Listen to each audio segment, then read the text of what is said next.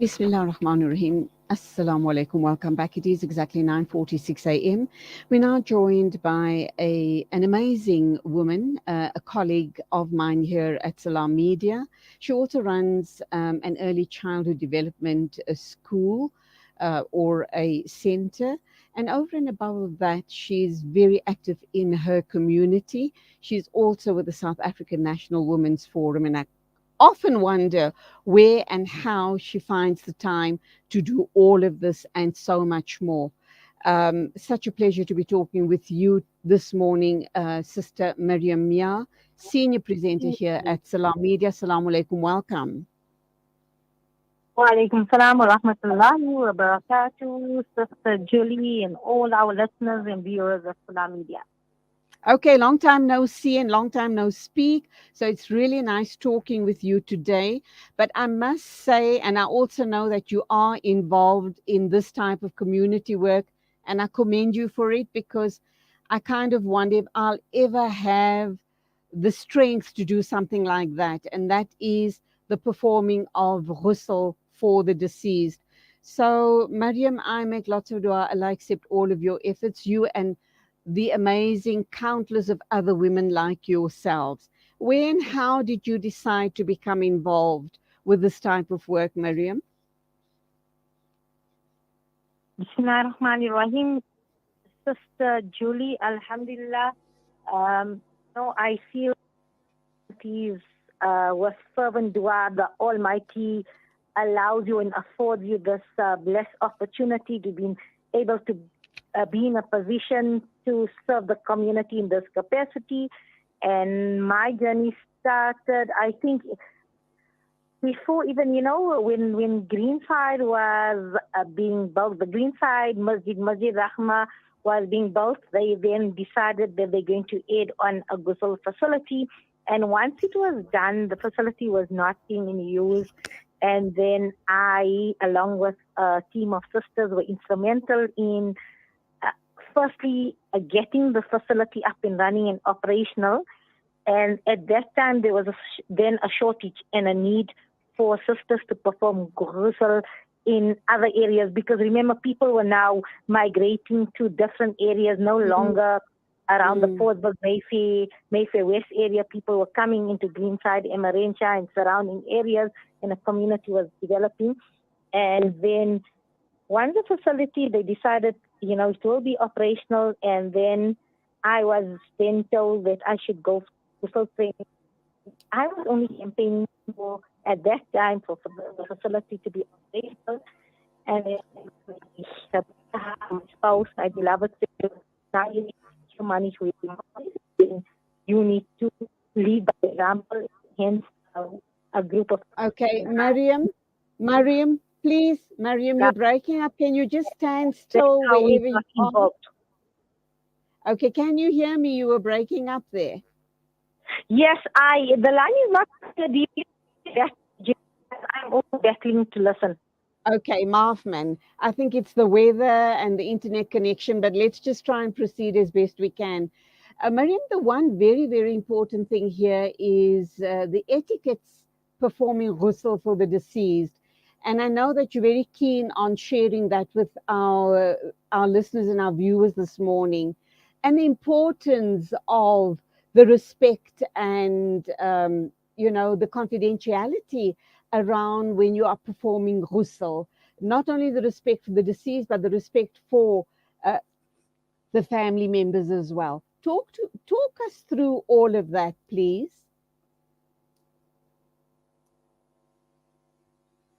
Mariam, are you there? Okay, we seem to have lost Mariam. Inshallah, we're going to try and reconnect with her. Please stand by. You are tuned to News and Views right here on Salam Media. We're talking with our senior presenter at Salam Media, Mariam Mia. She lives in the Greenside, Emmarentia area. And today she wants to talk to us about the etiquettes of performing ghusl for the deceased. And inshallah, there's a reason for why this topic has come up this morning. We do know that there was a very sad and a very tragic death of a young lady in Emmarentia this past few days. I think it was 3 days ago, and I think during that time there was a lot of talk going around, and Mariam felt the need to come onto the show to talk about confidentiality, respect, support, and being good Muslims in every sense of the word. So that's the reason why we are talking about this particular subject today. Mariam, are you there? Yes, I am back. Can you hear me better now? Loud and clear, alhamdulillah. Please go ahead. Yes, so I don't know where we lost each other, but as I said, I was then instructed that I need to lead by example, and a group Right. of sisters, dedicated sisters. Then we went on for Gussal training. We were trained, and then yes, now it's almost, I think, 10 to 12 years. I don't really count that we've been performing Gussal in the Greenside Emirate. Well, they call it, each area is broken. I mean, they're breaking up in areas, so what they call the north. So Right. we then, whenever call comes through, and then we avail ourselves. So this is a sustained, unconditional commitment that we then ascribe to. Okay. You want to touch on the etiquettes of performing the ghusl, very especially the issue around respect, not only to the deceased, but to the people, to the family of the deceased as well. You've got to be very sensitive, you've got to be very respectful. And there's the issue around confidentiality as well, Mariam. Talk to us about all of those issues. So, before I get there, I first like to explain that the performance of Gussal for a beloved sister who is, or anybody who has passed away, a Muslim deceased, is what we say is a communal responsibility of Faraid Kifaya. That means it's an indictment of not only the family but the community to ensure that we give a proper burial in accordance with Islamic rights to the deceased. Our last gift or responsibility to the deceased, so along with the burial rights comes the aspect of Gussal, that's the bathing and the shrouding and preparing the deceased for burial. So this is a communal responsibility. So even if a Muslim person has to find themselves in an area, maybe they're traveling, they find themselves in a strange community, an area where they don't have family members, it's an indictment and a responsibility of the community to ensure those burial rights are undertaken and fulfilled. So it's a collective responsibility, and that's what we need to understand. So irrespective of whether you have family members or not, you have a Muslim Ummah family that that will be responsible for your burial. Alhamdulillah.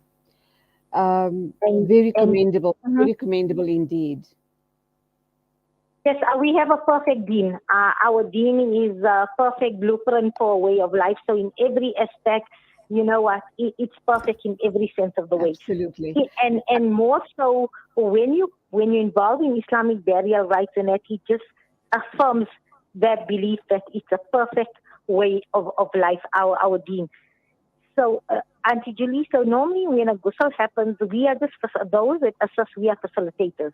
But if there are family members available, we facilitate and we guide them, because for me, I always speak, Gussal is a parting gift. It's a gift that we give our loved ones, but also it's one's closure. It's the loved ones who are still living now, it's their closure. So if you have a beautiful Gussal, we fulfill all the rights, we follow all the faraid, all the sunnah, the proper sequence, and it becomes a beautiful experience. And we take comfort in the fact that we have given our beloved a beautiful send-off, a last right and a beautiful, and that has you a closure through the grief process and through acceptance as you move on now in an alternate journey without your beloved or your loved one.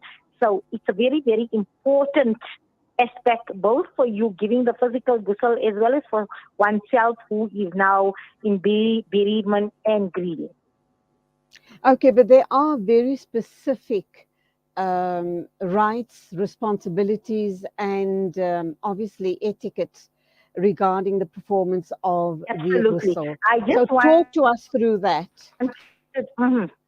Sister Julie, I just wanted Yeah. to just frame it. Sure, So I wanted to frame it so that we all can understand what Gussal is. So before I go into the etiquette, it's important that we change our mindset inshallah. and we look at it in a way. And hence I wanted to frame it in this way because it's also a gift and it must be a positive experience. It's a difficult time. Irrespective of the circumstances of how your beloved passed away, it's traumatic because you've lost a loved one. So I needed to frame it in that way that this way here it becomes a positive experience because this is a gift, your last gift to your beloved that you're going to now Alhamdulillah. be apart from all the other prayers that you can still continue doing. But having said that, now Alhamdulillah. Yeah, yeah. I responsibility. like, Mariam, can I just come in here and say, I like the way you framed that because I never ever thought about it from that point of view. And you've just pointed out something very beautiful to me that it's your parting gift to your loved one. And that just makes it that much easier to be part of the group performing the ghusl on your loved one. Absolutely. So, Sister Julie, so I just want to say, after this stems from the fact that I was very, very saddened and also upset about the turn of events in terms of what was then discussed, what happened in the Gussal room that transpired on for the Gussal for our sister who had passed away in Emiratia last week, Tuesday, and then Wednesday was her Gussal and her burial. And thereafter, social media was a buzz about actually information what happened in the Gussal, the state of the body. Oh, I don't know. no. Mindset. The other thing is once you pass on, you pass on. You cannot show any emotions because the soul has left the body. It's just a body now. So, describing things like, a body being in shock and things like that, it doesn't happen. It doesn't even make medical sense. It doesn't make medical sense. You can pass away of shock. If a body goes into shock, that can be a circumstances contributing to your death. But once you are deceased, your body cannot go the shock release, but your body is just a lifeless body. Your soul has been taken out of your body. So, so not only it was that, but it was inaccurate and not factual statements. And then people repeat the inaccurate, and for me, it's ignorant statements. And Right. it upsets me, and that is why I want to say whenever you have an opportunity to be involved in a Gussal, whatever you do in the Gussal room should remain and must remain confidential because our part of that collective responsibility is to provide a dignified burial, a very dignified burial for your loved one.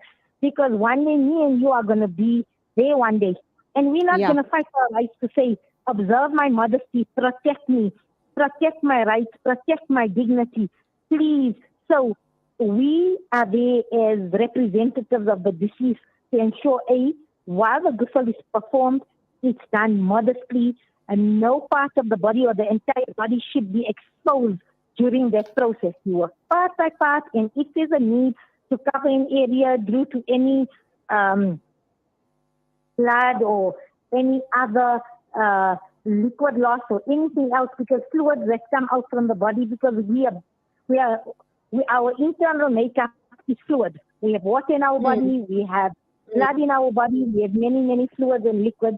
And sometimes, even if you're in hospital and you had a drip and you have a small opening there, there's nothing to clot the whole your body. So you will experience blood loss. You could experience any rather refrain that you could experience. So we then need to secure that so it doesn't stain the coffin. And yes, it becomes it's traumatic. But when you're performing Gussal, you working area, the other areas are covered. It's just the area you're working on. So if you can think of an operating table, when the they operating an operating table, you're wearing a hospital gown. If they working, for example, by the heart, your entire body is not exposed. It is only that area. So saying like that, when you're doing the Gussal, respect and dignity and everything is done covered. Under a towel, under a sheet, if you need to attend to certain parts of the body, certain parts of the anatomy, you only isolate that and you leave that slightly exposed as only as much that is necessary to whatever you need to do, the rest of the body. So, irrespective of whose funeral it is, I can tell you I'm doing this for many, many years. Alhamdulillah, I have never seen a complete body that was exposed in entirety in my time doing Gussal, because this is how we need to honor our deceased in Islam, to make sure that we are their representatives of their modesty and dignity. Alhamdulillah. Mariam, we're going to have to wrap up now. I think the key message you want to convey today is that our people who go on hearsay or are even in the Ghusl Khana must not repeat what they've seen whilst they were making Ghusl, and they must not sensationalize, because that is a guna, that is a sin, and you're not supposed to be doing that. I think that is your key takeaway message, is it not? And I would like to go one step further, Auntie Julie, is if anybody comes to myself or yourself and then they start discussing in the Gussal or whatness in the Gussal, I think it's our ability to say, please, I do not want to hear such information, because it's against the etiquette of Gussal to be discussing this. So it's not only a person who's there who's going to repeat it, but please don't be an audience to it, or don't be a forward and face to whatever's been said on social media, because we all have this collective responsibility. But also, I just want to clarify whatever messages that have been going on regarding our beloved sister, where the Gussal was taken place on Wednesday. I can tell you, somebody who's been there firsthand was false. Everything they said, actually, everything was false. So, please, I'm telling you, I was there. I was present along with the other sisters, and there were a few. I don't know if it was direct family members, friends, loved ones, but they were loved ones of the deceased. They were there, and the experience was different. So I don't know how these messages got out, but a lot of what's been said, and even what has been said about the condition of the body, there's various things. In fact, even before the Gussal had happened, my son was at a function and they were discussing, it's so terrible to say that the body was, chopped up, and there was really, really ugly words being used. Bizarre, yes, bizarre and unnecessary. And got dig out whatever it is. So my son actually, he was afraid for me, because now I need to perform a Gussal under such circumstances. Well, he got me way after, and he's telling me, are you okay? What? It must have been difficult, because I don't tell him what it is. He just asked me because he knows I've never been involved in such a situation. And I said, I'm fine. I said, why? I said, Alhamdulillah, it was a beautiful experience. It was a positive experience. There was so much noor on the mahrum, because this is what you can say, the positive noor. And this is not just because I'm saying it, because this is a fact. There was noor, and it was a positive experience, as all our other Gussals are. Ameen. And Alhamdulillah. then, this is what I heard. And then I told him, I said, please, you don't listen to any stories like that. And actually, it's just against Islamic etiquette to then perpetuate this, or also be in an audience where such things. Wait for accurate reporting. We want justice for our beloved sister. We all fight for justice, but allow that process to give us factual information before we become persecute people in the court of public opinion. Okay, Mariam, unfortunately, I'm going to have to leave it there. We're way out of time, but it was wonderful talking with you again. And may Allah subhanahu wa ta'ala accept all of your efforts and reward you abundantly for all the amazing work you and other sisters in the community undertake in the name of Islam and in the name of serving our community. You go well, keep us in your du'as, and salamu alaikum to you. Wa alaikum salam wa rahmatullahi wa barakatuh. 6 after 10 exactly, standing by is another colleague here at Salam Media, and that is our mid-morning talk presenter on Tuesdays and Wednesdays, and that of course is Sister Fazila Isaacs. She is a project coordinator and the mid-morning talk presenter. We're going to hook up with her in literally a minute, a short break, and then we'll be talking to Sister Fazila Isaacs about a wonderful event that took place in Chatsworth, I think Chatsworth in Durban.